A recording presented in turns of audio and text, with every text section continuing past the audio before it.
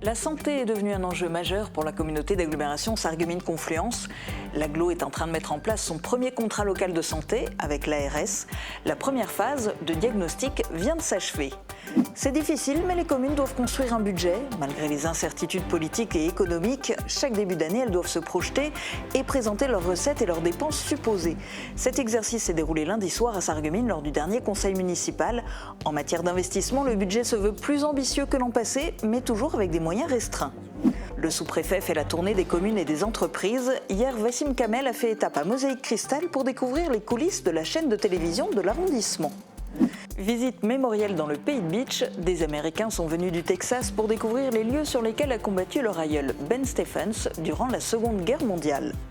Voyage en Orient avec Eric Muller, le pianiste a interprété à Sarralbe un répertoire d'œuvres inspirées par l'Orient avant de finir sur la suite symphonique Scheherazade de Nikolai Rimsky-Korsakov.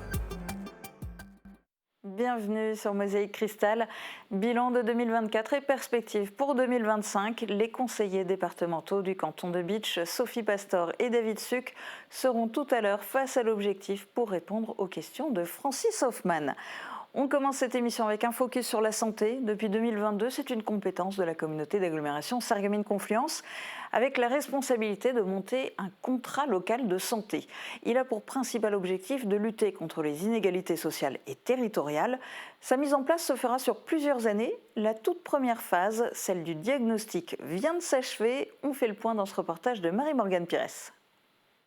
La santé de ses habitants, un enjeu primordial pour la communauté d'agglomération de Sarreguemines. Elle met en place actuellement un contrat local de santé en collaboration avec l'ARS, l'Agence régionale de santé. La première phase d'un travail au long cours vient de s'achever, le diagnostic. Pour recueillir un maximum de données, des entretiens avec des professionnels de santé et un questionnaire à destination des habitants ont été proposés. 4% des ménages y ont répondu. Les personnes qui ont répondu, qui étaient au nombre de 1268, ont principalement évoqué leurs difficultés d'accès aux médecins spécialistes pour une grande part. La difficulté d'accès aux médecins généralistes a été également évoquée, même si dans les chiffres on est à 12% pour la communauté d'agglomération qui n'ont pas de médecin traitant et 15% sur Sarreguemines. Et le recours aux spécialistes est le plus compliqué, ça a été croisé avec les difficultés rencontrées également par les généralistes pour orienter leurs patients vers les spécialistes. 3 axes de travail en découlent: faciliter l'accès aux soins, accompagner les habitants sur les problématiques de santé mentale et accentuer la prévention vers la population. Après cette première phase d'observation, le temps est à l'action. Le nombre de fois où nos administrés viennent à notre rencontre, où ils nous disent des difficultés qu'ils éprouvent sur les questions liées à la santé sur le territoire, la communauté d'agglomération ne pouvait pas ne pas prendre en compte ces questions liées à la santé. Aujourd'hui, on le fait pleinement avec l'Agence régionale de santé, main dans la main, et j'espère qu'on va pouvoir fédérer autour de ce projet le plus de monde possible parce qu'il en va du bien-être et de la santé générale de notre population. L'objectif pour l'agglomération est de travailler sur ces 3 axes dans le détail et de commencer à mener des fiches actions d'ici juillet. Le comité de pilotage vise une validation du contrat local de santé par les élus et l'ARS à la fin de l'année. Le plan d'action devrait s'étaler sur 5 ans. Dans une commune, le plan d'action se décide en conseil municipal. On va revenir sur celui de Sarreguemines dans la chronique de Guillaume.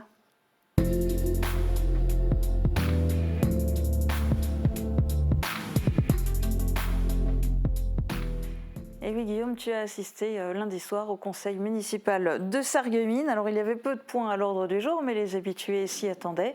C'était long car il y avait le rapport d'orientation budgétaire. Et oui, en effet, c'est sûr que ça allait durer à cause de ce ROB qui s'appelait avant DOB ou débat d'orientation budgétaire. Alors de quoi s'agit-il ? Eh bien de moments d'échange autour des finances orchestrés par le spécialiste sarregueminois en la matière, le premier adjoint au maire Jean-Marc Schwartz. Pour que nos téléspectateurs se rendent compte, quand je dis que la discussion autour de ce point a été longue, c'est pas un euphémisme, elle aura en effet duré 1h43 et encore, certains membres de l'opposition municipale étaient absents. S'ils avaient été là, je pense que les discussions autour du ROB aurait largement duré plus de 2 heures. Alors au-delà de cette histoire de durée, on va s'intéresser bien sûr à ce qui a été dit. Dis-nous-en un petit peu plus. Alors il y a 2 ans et demi, le président de la République évoquait la fin de l'abondance Eh bien, je crois qu'à Sarreguemines, c'est effectivement le cas, et ce n'est pas Jean-Marc Schwartz qui va dire le contraire. Écoutons-le. La marge financière des communes se réduit fortement, et s'est réduite fortement sur les 2 dernières années. Effet inflation et effet augmentation des charges salariales.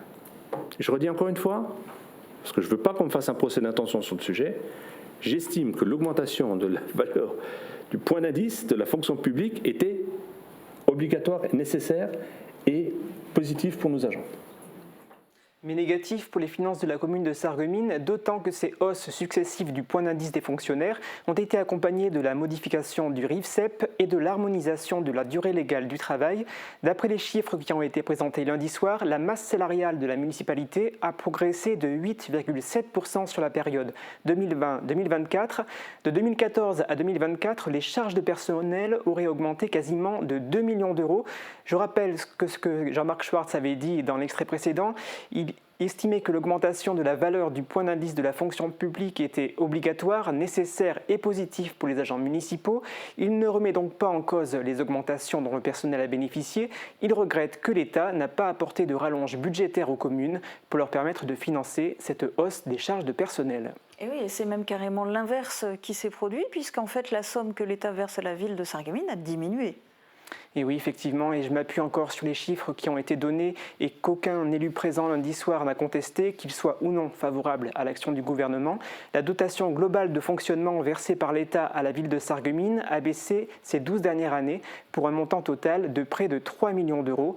Si on rajoute à cela la hausse des dépenses énergétiques, plus 900 000 euros depuis 2020, la réforme des rythmes scolaires et le périscolaire induit, plus 995 000 euros depuis 2016, si on prend également en compte le fonds de péréquation intercommunal, dont le coût annuel avoisine les 350 000 euros, on obtient un delta important que Jean-Marc Schwartz a chiffré à hauteur de 5 millions d'euros. Devant ces difficultés financières, comment la ville de Sarreguemines a réagi ? Eh bien, elle s'est serré la ceinture, comme l'a indiqué l'adjoint au maire en charge des finances. La ville de Sarreguemines, ces dernières années, a dû faire un certain nombre d'efforts et tout le monde a participé à ces efforts. Les services, les élus, on a tous contribué à améliorer ou en tout cas à garder des équilibres, et on verra tout à l'heure sur les indicateurs de gestion que la situation pour 2024, en tout cas, est largement maîtrisée. Et face à la baisse de la dotation globale de fonctionnement, la ville de Sarreguemines n'a pas la possibilité de contraindre l'État à lui verser plus d'argent ? Et non, elle subit, mais pas en silence. Comme il en a l'habitude, Jean-Marc Schwartz a examiné le montant touché par Sarreguemines par rapport à d'autres communes mosellanes. Une nouvelle fois, écoutons-le. Je nous ai comparé à Sarrebourg, Montigny-lès-Metz, Forbach, évidemment Thionville, Haguenau et Saint-Dié-les-Vosges. J'ai regardé un petit peu les dotations de l'État, donc dotation globale de fonctionnement. J'ai regardé la population et j'ai fait un ratio pour voir combien ils avaient de dotation par habitant. Pour Sarreguemines, la dotation globale, c'est-à-dire dotation forfaitaire en 2024, 930 000 euros, 708 000 euros dotation solidarité urbaine, ce qui fait un total de 1 639 000. De toutes ces villes, c'est nous qui avons le moins. Sarrebourg, qui a 8 500 habitants de moins que Sarreguemines, Sarrebourg touche 1 938 000 euros. Alors que Sarreguemines, nous avons 77 euros par habitant, Sarrebourg touche 151 euros par habitant. Le double. Montigny-lès-Metz, nombre d'habitants, 22 311. À peine plus que Sarreguemines. Je dis bien à peine plus que Sarreguemines. Dotation de l'État, 4 349 000. 195 euros par habitant. Montigny-lès touche la dotation nationale de péréquation. Elle touche la péréquation, alors que nous la payons au travers du fonds de péréquation intercommunal. Donc si je prends les écarts entre la commune qui a le plus par habitant, 425 euros, et nous 77 euros par habitant, il y a quand même un problème de répartition. Alors Guillaume, comment expliquer de telles différences ? Alors voici les explications qui ont été données lundi à travers cette compilation de prises de parole.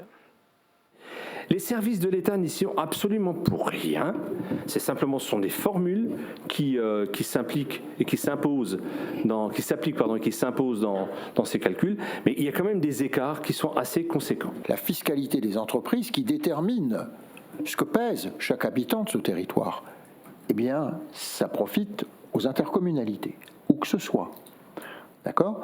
Donc aujourd'hui, si nous sommes dans le calcul qu'on nous applique, c'est parce que nous sommes dans une communauté d'agglomération qui a un développement économique extrêmement dynamique et qui fonctionne bien. Et tant mieux pour le territoire et tant mieux pour elle. Le problème technique que nous avons, c'est que ça se reporte sur nous. C'est là que nous attirons l'attention de l'État. Mais le calcul aujourd'hui, sur toutes les villes qu'on vient de vous énumérer, eh bien c'est sur nous que ça a le plus de conséquences désastreuses. Voilà. Et chez nous, c'est également plus signifiant dans la mesure où Sarreguemines a son passé faïencier qui ne l'habituait pas à la difficulté ou à une forme de rigueur financière. Sarreguemines a dû faire des efforts sur les 10 dernières années parce que si aujourd'hui on avait 3 millions d'euros de plus, je prends simplement la dotation forfaitaire, si aujourd'hui on avait 3 millions de plus comme en 2012, eh ben je peux vous dire que la situation, et notamment en matière d'investissement, serait plus facile à gérer. Alors malgré tout, en 2025, note positive, la commune de Sarreguemines va décider d'investir, comme vous allez pouvoir l'entendre. Nous vous proposons pour 2025 un plan d'investissement plus ambitieux que celui de 2024. En tout cas, on va prévoir au budget le recours à l'emprunt. Alors la ville de Sarreguemines va donc décider d'investir, et pour faire quoi ? Alors pour rénover et réaménager des trottoirs et de la voirie, mais pas seulement, elle veut aussi créer une maison des associations. Une maison des associations, où ça ? Alors, rue Lamartine, dans l'ancienne école des Vergers, qui a fusionné en 2018 avec l'école du Blauberg, ce bâtiment offre 2000 m² de surface. Il pourrait servir de local pour plusieurs associations de la ville. Je laisse le soin à l'adjoint en charge de cette matière de nous présenter en détail ce projet. Il va notamment nous dire qui on retrouvera à terme dans ce bâtiment. D'une vingtaine d'associations sarregueminoises qui sont actuellement présentes dans l'ancienne école maternelle du Petit Prince, dans l'ancienne méga-annexe de Velferdin, dans le bâtiment Saint-Joseph et l'ancienne école maternelle du Fulrade. Et nous avions décidé de dédier ces mètres carrés à ces associations-là, sachant que par rapport aux premières prévisions qu'on a faites, qu'il y aura encore du mètre carré disponible pour d'autres associations, en tout cas en situation de mutualisation des espaces. En tout cas, la mutualisation et le regroupement permettront de rationaliser les frais de fonctionnement tout en fournissant un service de qualité. Pour qu'il soit dans un contexte bien plus en règle, aux normes, plus confortable, plus approprié aux nécessités d'aujourd'hui et à la vie associative. Alors, le début du chantier est prévu à l'automne 2025 et il devrait s'achever fin 2026. Le budget consacré à ce projet s'élève à 1 400 000 € hors taxes. La ville de Sarreguemines espère pouvoir bénéficier de 30% de subventions de la part de l'État, de 30% du département de la Moselle et de 20% de la région Grand Est, ce qui permettrait à la ville de Sarreguemines d'apporter uniquement 20% du financement. Et de donner ainsi une nouvelle vie à ce bâtiment. Et toi, il y a une autre information que tu voulais aborder encore dans ta chronique. Effectivement, la municipalité a décidé de verser une aide financière de 2 000 € aux sinistrés de Mayotte. C'est 5 fois moins que la ville de Metz qui a, elle, versé 10 000 € pour soutenir les territoires et les populations de ce territoire touchés par le cyclone Chido. Mais Metz compte 5 fois plus d'habitants que Sarreguemines, donc proportionnellement, le geste de la cité faïencière est équivalent à celui de la capitale mosellane. Et c'est ainsi que se termine mon résumé du dernier conseil municipal de Sarreguemines. Et merci beaucoup, Guillaume, pour toutes tes explications. Retour maintenant en images sur une visite que nous avons eue hier. Depuis son arrivée, le sous-préfet de l'arrondissement se rend dans les différentes communes, se rend dans différentes entreprises. Et hier, il était notre invité, Wassim Kamel, dans les locaux de Mosaïque Cristal. L'occasion d'échanger avec lui sur le rôle et l'importance des médias. L'occasion aussi pour Noah Nkouka de demander au sous-préfet sa réaction à l'issue de sa visite. La raison essentielle et principale, c'est que c'est une chaîne d'information locale qui a une portée et une place dans l'arrondissement de Sarreguemines qui est primordiale. Et le sous-préfet de l'arrondissement se doit de connaître toutes les entités importantes de son territoire. Et donc c'est avec un grand plaisir que j'ai souhaité venir et connaître l'équipe, les outils, les orientations de cette chaîne essentielle pour notre arrondissement. Une chaîne locale comme Mosaïque Cristal, c'est vraiment le levier principal d'une information locale, de proximité pour les 83 communes de cet arrondissement.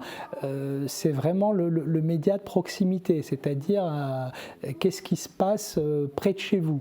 Et en même temps, c'est aussi une chaîne qui donne de l'information pédagogique, qui fait monter en compétence l'ensemble des téléspectateurs. Donc c'est très très important d'avoir une voix compétente et qui nous divertit, mais en même temps nous informe de manière transparente.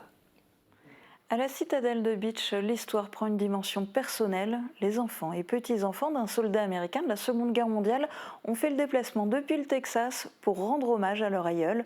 Une visite émouvante où les souvenirs de cette époque se mêlent à la mémoire familiale. Noah Nkouka et Pierre Nominé ont participé à cette visite privée.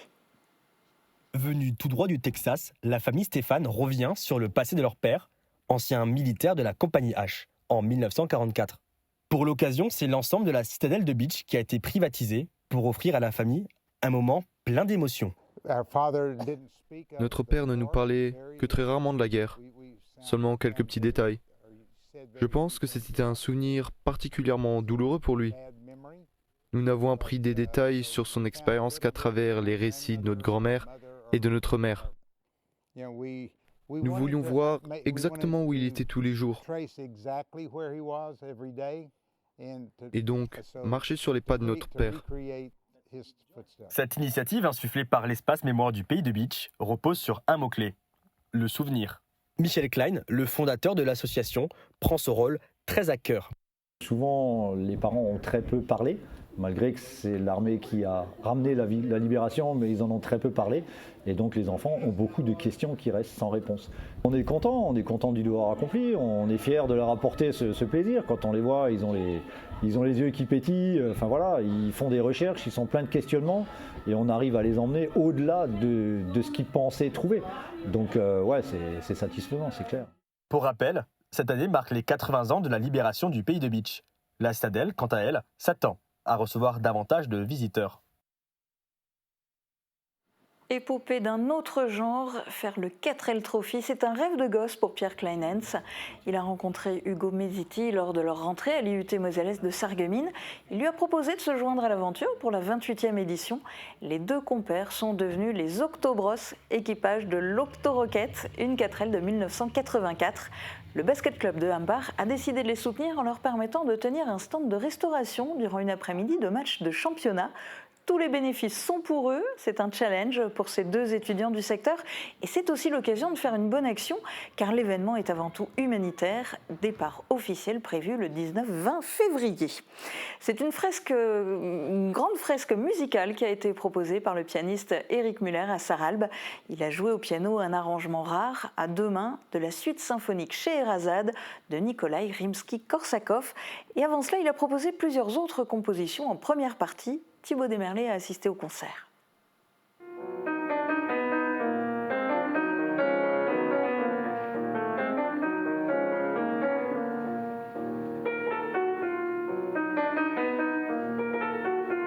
C'était un véritable voyage en Orient. Le pianiste Éric Muller a joué plusieurs compositions d'artistes européens du 19e siècle lors d'un grand récital dans la salle socioculturelle de Sarralbe. Des œuvres nées de leur fascination pour l'Orient. Elles ont été construites par leur imaginaire plus que par une connaissance de la culture orientale et de sa musique. Dans une première partie, on pouvait entendre du Sergueï Bortkievitch ou encore du Camille Saint-Saëns. Le plat de résistance était la suite symphonique Scheherazade, célèbre conteuse des Mille et une nuits de Nikolai Rimsky-Korsakov. Écrite pour un orchestre tout entier, cette pièce a été arrangée par Paul Gilson pour être jouée qu'avec deux mains au piano.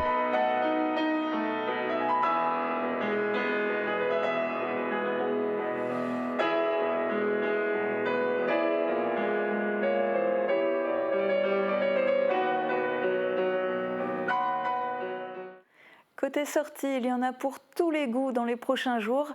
Vendredi, l'association généalogique de Hambar vous propose une conférence sur le thème de la Sarre insolite. Le conférencier Gilles Weiskircher vous donne rendez-vous au premier étage du gymnase, rue du Stade. Le week-end s'annonce musical avec plusieurs concerts, du chant choral dimanche à Wieswiller pour le grand rendez-vous annuel Noël en partage au profit de l'association Aidons les enfants du monde. Et puis du chant version concours samedi soir à Wieswiller. Une vingtaine de candidats participent à l'événement Révèle ta voix. Ils seront départagés par un jury présidé par Julien Lieb, finaliste de la Starac 2023. L'événement Paget Fest, organisé par la laiterie, se déroule exceptionnellement à Meisenthal. C'est vendredi soir et ça démarre dès 17h30 car beaucoup de groupes vont se succéder sur scène. Petit conseil, les billets sont moins chers en prévente qu'à l'entrée le soir même.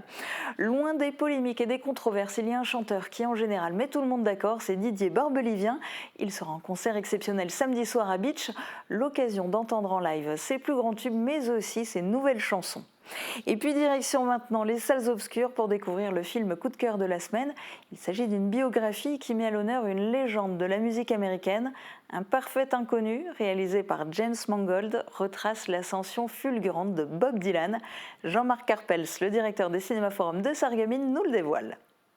Alors ce coup de cœur reste musical. Après Better Man la semaine dernière, nous passons cette semaine à un parfait inconnu, réalisé par James Mangold, qui est en fait la vie de Bob Dylan. Bob Dylan qui arrive de son Minnesota natal à New York au début des années 60, avec sa voix si spéciale et sa partition musicale originale. James Mangold, on lui devait déjà Walk the Line, on lui devait également Le Mans 66. Tout ça, c'est des titres qui doivent certainement percuter au niveau de beaucoup de nos spectateurs. Et là aussi, on est sur un film tout à fait remarquable, avec une interprétation très très travaillée par Timothée Chalamet et avec une ressemblance avec Bob Dylan parfois assez troublante. Et il a tellement travaillé le personnage qu'il interprète pas mal de chansons à l'écran et c'est assez bluffant. Le film sera présenté principalement dans notre nouvelle salle Excellence, donc ça donnera encore un relief supplémentaire à ce film musical. Et donc, comme d'habitude, à découvrir dès mercredi pour la première séance au niveau du forum à Sarreguemines. Il ne vous reste plus qu'à faire votre programme du week-end. Dans l'immédiat, sur Mosaïque Cristal, la suite du programme est politique avec l'interview de Sophie Pastor et David Suc, juste après les prévisions de Météo France pour demain. Protégez et mettez en lumière votre maison avec toutes les nuances de crépi proposées par Modèle Habitat.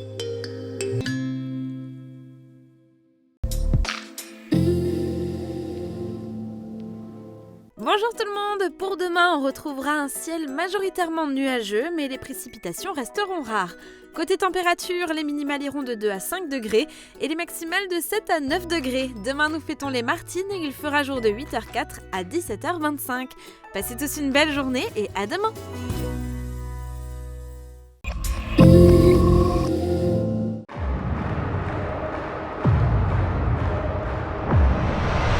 À toutes les filles que j'ai aimées avant. Retrouvez Didier Barbelivien en concert à l'espace Cassin de Beach, samedi 1er février à 20h30. Réservez vos places sur www.product-son.fr ou auprès des points de vente habituels. J'ai toujours un peu peur que les appareils ne soient pas adaptés à mon oreille et qu'au final, ça me gêne dans la vie de tous les jours.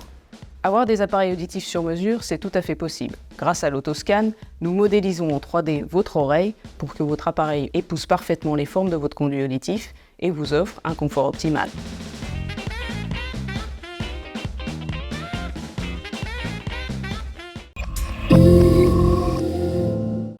Élu en 2021, le binôme Sophie Pastor-David Suc représente le Pays de Beach à l'Assemblée départementale.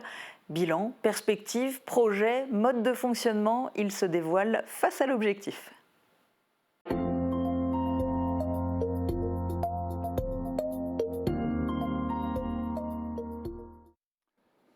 Face à l'objectif, Sophie Pastor et David Suc, le binôme départemental du Pays de Beach. Tout d'abord, recevez les meilleurs vœux de l'équipe de TV Cristal Meilleurs vœux à vous aussi. Merci. Merci, meilleurs vœux. On commence par Sophie. Alors Sophie, c'est votre premier mandat. Alors un mandat enthousiasmant, prenant, difficile? Un mandat passionné, j'allais dire. Voilà, ça fait 3 ans et il y a toujours la même passion depuis 3 ans. Alors David Suc, c'est un vieux routier déjà. Il a 10 ans de mandat. Il est 3e vice-président. Donc est-ce que l'énergie, l'engagement au bout de 10 ans, reste-t-il toujours le même? Il reste le même. Je crois que quand on s'engage en politique, dans les responsabilités publiques, on le fait par amour du territoire et puis d'apporter une contribution à celles et ceux qui peuplent ce territoire. Et donc, pour l'instant, l'énergie, elle est intacte, c'est très prenant, c'est évidemment enrichissant sur le plan humain, sur le plan intellectuel, mais voilà, c'est enthousiasmant, effectivement, comme le dit Sophie. Alors on vous voit ici ensemble, donc on vous qualifie de binôme. Alors est-ce que vous êtes vraiment un binôme au quotidien? Vous avez des attributions différentes. Alors qu'est-ce qui justifie ce mot binôme finalement? Le fait du binôme, c'est qu'on doit avoir sur chaque canton un homme et une femme. Effectivement, l'idée, c'est qu'on travaille ensemble et qu'on porte au niveau du département les besoins de notre territoire, et c'est ce qu'on fait. Et je disais encore à David, pas plus tard qu'hier, que je trouve qu'effectivement, on a une certaine complémentarité. Alors, tous les deux, on a la même base, on a les mêmes missions au niveau de notre canton. Et au niveau du département, je trouve qu'on se complète plutôt bien. Je ne sais pas ce que tu en penses. Oui, on se complète bien, puisqu'on a pris des responsabilités assez importantes. Sophie a pris la responsabilité de la présidence de la commission d'arrondissement et elle l'expliquera mieux que moi avec un certain nombre d'attributions qui sont importantes. Elle est présidente du centre départemental de l'enfance et puis moi j'ai pris la responsabilité en matière de politique d'aménagement du territoire, agriculture, la politique de la ruralité et puis un certain nombre de représentations du département dans d'autres structures nationales. Donc finalement très complémentaire. Oui. Alors Sophie, vous êtes membre de la 3e commission ? C'est la commission Solidarité, c'est exact. Alors moi, je ne vais pas détailler la longue liste des domaines d'action de cette commission parce que je l'avais vu. Hein.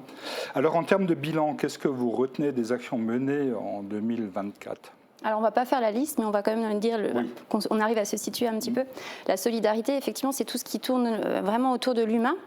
Sur le budget du département, qui est de plus d'1 milliard d'euros, c'est environ 600 millions d'euros. Donc effectivement, c'est une grosse part du budget du département. On y retrouve l'autonomie, donc les personnes âgées, les personnes handicapées. On y retrouve l'aide sociale à l'enfance, les enfants qui sont confiés, l'adoption, le RSA. Tout ce qui tourne autour de l'humain, c'est vraiment c'est nos compétences, c'est la solidarité. Donc la question qui était posée, quelles ont été en fait les avancées sur l'année 2024 ? Alors, je vais essayer de prendre 2, 3. J'arriverai pas, effectivement, la liste est trop nombreuse. Peut-être on va aller à l'essentiel. Au niveau du RSA, vous avez peut-être pu voir qu'à partir du 1er janvier, il va y avoir un changement profond au niveau du RSA, revenu de solidarité active. Les bénéficiaires, ceux qui sont inscrits au RSA, sont dorénavant inscrits depuis le 1er janvier à France Travail. Avant, c'était Pôle emploi qui est devenu France Travail en 2024. Et donc, à partir d'aujourd'hui, eh bien, en fait, on attendra 15 à 20 heures de travail dans la semaine. Donc, ça fait partie de la première avancée dont vous me parliez. Il faut faire court, je vais y arriver. Handicap, au niveau du handicap, je pense que les Paris 2024 a été vraiment un changement au niveau du regard qu'on peut poser sur le handicap. Donc, s'il y a pu y avoir une modification, je pense que c'est celui-ci. On a vraiment dépoussiéré tous les préjugés et les stéréotypes qu'on pouvait avoir au niveau du handicap. Et je finirai peut-être avec l'aide sociale à l'enfance, qui effectivement est ma mission, puisque j'ai la présidence du centre départemental de l'enfance, qui accueille les enfants confiés. En Moselle, on a 2200 enfants confiés. Au début de notre mandat, ils étaient 1800. Donc il y a une augmentation de 30%, ce qui est vraiment énorme. Et donc voilà, on a vraiment des difficultés par rapport à ce point de la solidarité, parce qu'on a beaucoup plus, un peu à l'image de la société actuellement, beaucoup plus de difficultés. Voilà. Et dans cette commission, par exemple, vous êtes à combien ? Dans la commission Solidarité, alors on est une douzaine d'élus conseillers départementaux et après chacun a un peu sa casquette, je dirais. Donc vous avez été recruté par sensibilité ou moi, on me l'a proposé et je l'ai accepté de suite. C'est vrai que oui, souvent, c'était un peu des sensibilités qu'on pouvait avoir à la base. Et je me souviens, quand je m'étais présentée chez vous sur le plateau, j'avais dit j'aimerais bien voir l'enfance, peut-être le handicap. Et puis finalement, c'est effectivement, je pense que c'était la casquette qui me convenait le mieux. Voilà. Bien, David. Alors vous êtes donc au conseil départemental, 3e vice-président. Vos attributions sont nombreuses. Alors qu'est-ce que vous retenez de 2024 ? On retient l'engagement du département en matière de soutien au rayonnement, et notamment au travers de la pratique sportive. Je crois que la Moselle a démontré son engagement avec le président Weiten dans le cadre du passage de la flamme, et je crois que là aussi on peut se féliciter que le passage de la flamme soit passé par le territoire du Beach et de Sarreguemines, puisque nous avons été les deux territoires à l'accueillir. C'est un premier point, je crois, qui a marqué les esprits au travers de la mobilisation du département, au travers évidemment de la concorde nationale et départementale que cela produit. Et puis on retiendra évidemment aussi toute une avancée dans un certain nombre d'infrastructures qui ont été subventionnées, soutenues par le département. C'est important parce que le département, et Sophie le disait, le cœur de métier, c'est l'action sociale et la solidarité. Et à côté de ça, on continue à investir massivement, alors évidemment moins qu'il y a quelques années, mais de manière considérable encore, à la fois dans les équipements propres, quand on parle des collèges, lorsqu'on parle des routes, et puis à côté des communes et des intercommunalités. Et je crois qu'on a défendu évidemment un certain nombre de dossiers, et puis on a profité de cette volonté de gérer évidemment ce passage de la flamme avec des équipements structurants autour du sport, et donc on s'est battu pour que nous puissions avoir des équipements sportifs structurants sur le territoire. On peut penser évidemment naturellement au terrain synthétique, puisque le Pays de Beach va accueillir un deuxième terrain synthétique. Je crois que c'était important de pouvoir mobiliser les élus. On avait rencontré dans le cadre de notre campagne électorale un certain nombre de sportifs et de présidents d'associations de foot qui ont fédéré, qui ont trouvé évidemment un terreau de communes favorables, au premier rang desquelles ensuite la commune d'Étain, et donc on a validé plus de 200 000 € pour que ces grands projets structurants, et je crois que la région et le département et l'État ont démontré leur volonté d'investir en territoire rural.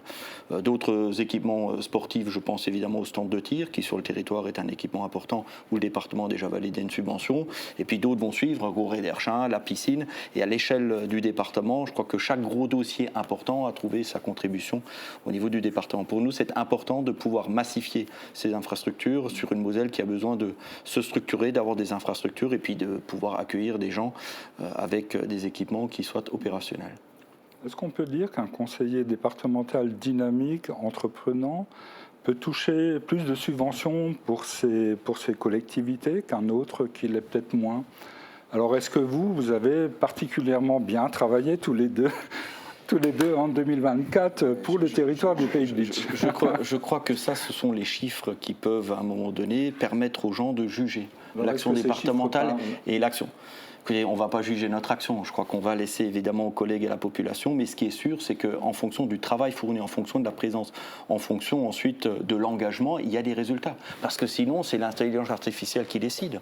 Et aujourd'hui, au département, comme dans toutes les collectivités, c'est en fonction de la qualité du dossier, en fonction de sa nécessité, en fonction de la défense, qui est ensuite organisée du plaidoyer autour du dossier, que les subventions sont plus ou moins importantes.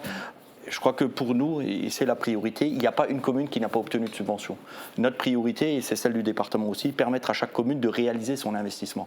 Alors il est vrai, il y a des communes qui sont plus ou moins endettées, il y a des communes qui ont plus ou moins de pression fiscale, il y a des communes qui veulent faire plus ou moins des dossiers, des projets qui sont juste à côté.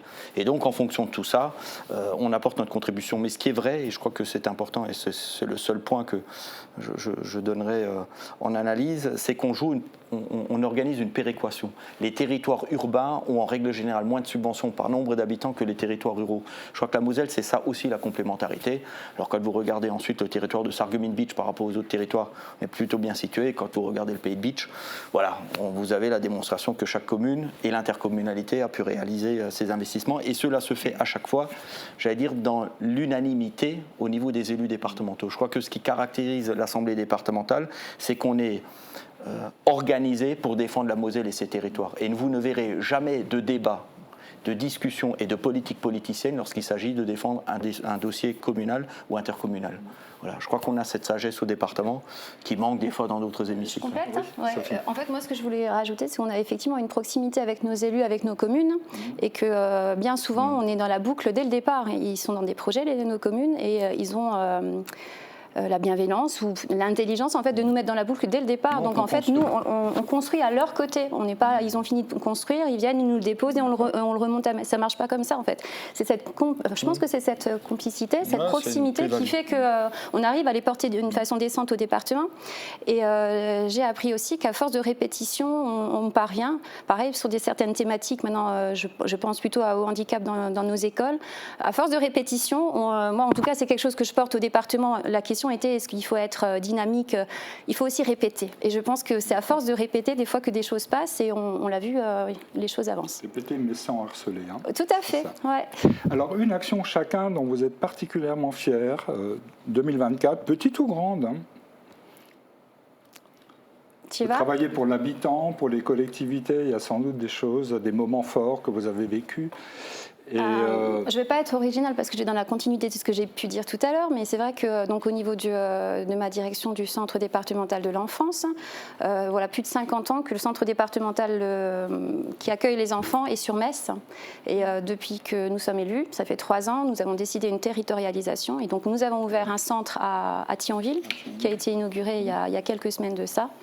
Et pareil sur Forbach. En fait, il y a plein de et donc la fierté, elle serait à ce niveau-là. J'en ai peut-être une. Toi ? Ok, David. Oui, ouais. Alors moi, en tant que vice-président en charge de l'aménagement au territoire, il y a 2 sujets aujourd'hui qui, je crois, font une vraie satisfaction. C'est le passage de la flamme.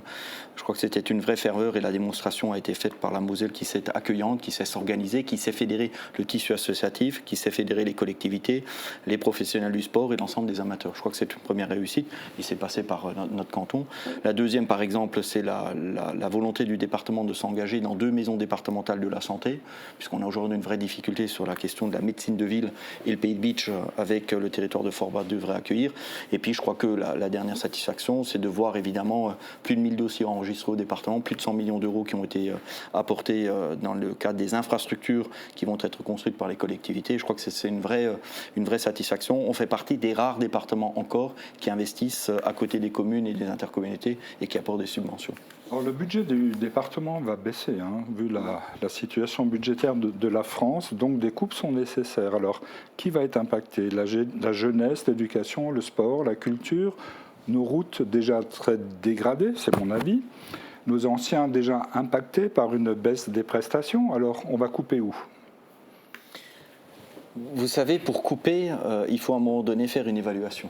Oui. Et donc aujourd'hui, il n'y a aucune décision qui n'est prise. On attend à un moment donné la décision du gouvernement. Alors je ne sais pas, celui d'hier, celui d'aujourd'hui ou de demain. Donc ce qui est sûr, c'est que les dotations vont baisser. Ce qui est sûr aussi, c'est que le cœur de métier du département restera de toute manière la priorité. Je crois qu'aujourd'hui, il n'y a pas de sujet, il n'y a pas de débat là-dessus. Là où on devra arbitrer à un moment donné, c'est évidemment sur la question des investissements départementaux, pour commencer. Voilà, entre les collèges, entre les routes. Et donc, des analyses sont en train d'être conduites. Il y a sans doute des investissements qui vont être différés un peu dans le temps. Il y a sans doute des investissements qui vont être coportés avec un certain nombre de collectivités et des partenaires. Et puis, la question se posera ensuite des priorités départementales lorsqu'il s'agit de subventionner des investissements. Aujourd'hui, le dispositif est très ouvert et nous subventionnons quasiment tous les projets ou toutes les ambitions des communes. Peut-être que là, à un moment donné, on fixera un certain nombre de priorités. Donc pour l'instant, il n'y a aucune situation qui est envisagée dans la mesure où le département, au travers de l'impulsion du président Weyten, s'est désendetté. Nous étions à 700 millions d'euros d'encours, on a diminué de 150 millions d'euros. Et donc on a un département qui est extrêmement bien géré et aujourd'hui la situation financière, elle est satisfaisante. On n'est pas à l'abri. Je crois que ce qu'il faut reconnaître aussi, c'est qu'aujourd'hui, imposer des restrictions budgétaires aux collectivités alors que c'est elles qui portent les 2/3 de l'investissement public est un non-sens. Et si demain les communes, les intercos, le département et la région n'investissent plus, c'est la France qui s'arrête. Et je crois que ça, il faut le préserver. On voulait, effectivement, l'ancien gouvernement voulait nous imposer, en tout cas au niveau du département de la Moselle, une coupe de 35 millions. Mais à côté de ça, on l'a dit tout à l'heure, au niveau de tout ce qui est social, on a beaucoup d'augmentations qui sont bien au-delà de ces 35 millions. Donc non seulement d'un côté, on a ces augmentations, on a ces 35 millions à aller chercher. Donc effectivement, on n'a pas, pour l'instant, on ne peut pas se projeter. Il n'y a toujours pas de budget qui est prévu au niveau national. Par contre, ce qu'on est sûr, et c'est un peu l'héritage en fait de Paris 2024, c'est tout ce qui est sport, culture, association. Je sais que certains départements ont fait ce choix que de supprimer les subventions au sport, à la culture. En tout cas, nous, on n'est pas dans cet élan-là parce que justement, on est sur cet héritage Paris 2024 qui nous a montré à quel point fédérer, le vivre ensemble est important. Voilà. Très bien. Alors 2025, on y est. Alors chacun dans vos domaines respectifs, quel va être le plus gros chantier que vous allez mener? Le plus gros chantier. C'est la continuité en fait des investissements locaux, enfin de nos mairies. Moi, je pense à la commune de Götzenbrück. En fait, sur le Pays de Bitche, on n'a pas de logement inclusif. On est dépourvu de logements pour personnes en situation de handicap. Et l'année dernière, effectivement, on avait l'intention de commencer. Alors, sur papier, c'est prêt. Donc, je pense que 2025, en tout cas, c'est dans les tuyaux. Et après, il y a plein d'autres choses. C'est vrai que... Toi, qu'est-ce que tu vois ? Bon, à l'échelle du département, évidemment, c'est continuer à soutenir ces investissements à côté des communes. C'est avancer assez rapidement, je crois, sur la maison de santé, ce qui est un dossier important sur lequel on est engagé. C'est le soutien aux associations et puis ensuite aux acteurs économiques. Je crois que c'est important aussi. Le département continue à investir dans le cadre de l'aide mosellane à l'investissement des entreprises, à apporter sa contribution aux acteurs économiques. Je crois que c'est important de pouvoir le préserver. Et puis, à l'échelle locale, c'est évidemment de pouvoir continuer à être ce trait d'union entre les associations, les communes et le département, et puis de défendre avec fierté et conviction le territoire qui nous fait confiance. Bon, on vit dans un territoire très rural et le monde paysan connaît quand même de graves difficultés. Là, on est plutôt dans votre domaine d'action. À part dire qu'on les soutient concrètement ici, à notre niveau, est-ce qu'on a un moyen d'action ? On a beaucoup de moyens d'action. Le département, c'est 2 millions d'euros qui sont investis à côté de l'agriculture. Lorsqu'on parle du Coup nu noir de Moselle, lorsqu'on parle de l'AOC et des vins de Moselle, lorsqu'on parle de la filière moselaine. On a aujourd'hui des éleveurs ovins qui vont transformer la laine de mouton pour en faire des matériaux biosourcés dans le cadre de l'investissement immobilier. Lorsqu'on parle de toutes ces politiques qui permettent à la production locale de pouvoir être consommée sur place et aux filières de pouvoir organiser de la transformation sur place, ça c'est de l'aide non délocalisable et puis c'est surtout investir dans la pérennité. Et lorsqu'on prend évidemment cette ambition départementale qui porte ses fruits aujourd'hui, regardez le nombre de producteurs qui exposent et qui sont connus au niveau du Salon international de l'agriculture puisqu'ils nous accompagnent, lorsqu'on parle de la baguette Moselle qui est dans les collèges, lorsqu'on parle de la viande de Moselle qui va rentrer, puisque un marché a été passé avec le groupe Charal, va rentrer dans les cantines scolaires, avec les EHPAD, c'est 11 millions de repas. Et je crois que c'est cette politique des petits pas qui permettra à notre agriculture de s'implanter durablement et de faire la fierté des territoires. Puisque, évidemment, nous n'avons pas d'influence ni sur la politique européenne ni mondiale. Absolument. Et lorsqu'on se voit, évidemment, raconter ce qui se passe outre-Atlantique, et je ne veux pas rentrer dans le Mercosur, par exemple, qui est un autre débat, je crois qu'on a vocation, nous, en fonction de nos compétences, d'apporter notre contribution le maximum. Et puis à l'échelle très locale, regardez le nombre d'animations que nous organisons avec le département et les producteurs pour faire connaître les productions. Regardez sur le Pays de Bitche en particulier, mais c'est vrai ailleurs en Moselle, le nombre d'exploitants qui rentrent dans la diversification et le nombre d'installations que nous faisons sur des structures qui, en termes de surface et de volume, sont peut-être modestes, mais qui arrivent aujourd'hui à générer un revenu. Et puis ensuite, c'est l'exemplarité. Je crois que les communes, les intercos et le département, on doit soutenir cette consommation locale. On achète un produit et pas un prix. D'abord un produit. Et c'est à ce prix-là aussi qu'on arrivera à garder des paysages de qualité, une biodiversité qui nous fonde et qui est aussi source d'attractivité et de qualité de vie. C'est votre regard, Sophie ? Je laisse ce regard à David et c'est en là qu'est notre complémentarité. Très bien. Bon, on arrive déjà au terme de cette rencontre. C'est la tradition à Mosaïque de laisser la parole à nos invités pour présenter les vœux. Alors vous pouvez le faire, regard caméra. Qui c'est qui commence ? On va laisser... Très bien. D'habitude, commencer, laisser la... Madame le terminer. Hein, voilà. Moi, je souhaite évidemment à l'ensemble des habitantes et des habitants du territoire de Sarreguemines Beach une excellente année 2025, que la santé vous accompagne. Et je crois qu'il faut, au-delà évidemment de la difficulté qu'on peut rencontrer à titre personnel ou qu'on peut entendre, garder l'espérance, faire preuve de solidarité, de respect, et puis apporter à chaque jour sa contribution, évidemment au vivre ensemble, apporter sa contribution au tissu associatif, parce que c'est là aussi qu'on peut se ressourcer et qu'on peut avoir ce regard de l'autre qui est réconfortant parce qu'on lui transmet à la fois un savoir, parce qu'on lui transmet un regard, et puis parce qu'on le reconnaît dans ses valeurs et dans ses qualités. Et donc moi je vous souhaite évidemment une année 2025 riche, et puis à tous une santé. Je l'ai dit et je le redis, et je crois que c'est ce qu'il y a de plus cher. Le reste ensuite, on arrive évidemment à pouvoir le produire dans un esprit de camaraderie, de professionnalisme, et puis aussi de respect. Merci. C'est à mon tour de vous présenter mes vœux. En premier, évidemment, la santé, hein, sans laquelle rien n'est possible, c'est la base, c'est le socle. Alors prenez soin de vous pendant l'année 2025.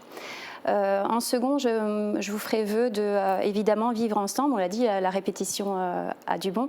Le vivre ensemble est important, que ce soit en famille, au travail ou entre amis. Prenez-vous du temps, octroyez-vous du temps de partage et de vivre ensemble, parce qu'effectivement, c'est ce qui nous nourrit au-delà du reste, et on l'a présenté aujourd'hui dans ce sens-là.